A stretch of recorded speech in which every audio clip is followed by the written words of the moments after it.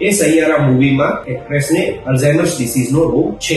નમસ્તે, આજે હું એક ન્યુરોલોજીસ્ટ તરીકે જોવાતા બહુ જ ગંભીર રોગ વિશે તમને માહિતી આપવા માંગુ છું, જેનું નામ છે અલ્ઝાઇમર્સ ડિસીઝ. અલ્ઝાઇમર્સ ડિસીઝ એક મગજનો ન્યુરોડીજનરેટિવ રોગ છે કે જેમાં ધીમે ધીમે માણસની યાદશક્તિ ખોવાતી જાય છે, વિચારવાની ક્ષમતા ઘટતી જાય છે અને રોજિંદા કાર્યોમાં તકલીફ થાય છે. એ મોટી ઉંમરના લોકો એટલે કે 60 થી 65 વર્ષની ક્રોસ કર્યા પછી જોવા મળતો રોગ છે, પરંતુ અમુક કેસીસમાં એ નાની ઉંમરમાં પણ જોવા મળે છે. આજકાલ એક ટ્રેન્ડિંગમાં રહેલું મૂવી કે જેનું નામ છે સૈયારા, એ સૈયારા મૂવીમાં એક્ટ્રેસને અલ્ઝાઇમર્સ ડિસીઝનો રોગ છે કે જેમાં એ એક્ટ્રેસ ધીમે ધીમે પોતાની યાદશક્તિ ગુમાવતી જાય છે. અલ્ઝાઇમર્સ ડિસીઝ એ એવો રોગ છે કે જેમાં માણસ એકલો નહીં પણ માણસના સ્વજનો અને ફેમિલી મેમ્બર્સ પણ બહુ જ સફર કરે છે, કેમ કે ધીમે ધીમે માણસને આજુબાજુનું જે પણ રૂટીન કાર્ય હોય એ રૂટીન કાર્યની મેમરી રહેતી નથી. એમને શું સવારે ખાધેલું કે બપોરે શું ખાધેલું એ યાદ રહેતું નથી. ધીમે ધીમે એ સ્વજનોને ભૂલતા જાય છે. ધીમે ધીમે એમને જે એમના પાસ્ટમાં કામ કરેલા હોય એ ભૂલતા જાય છે.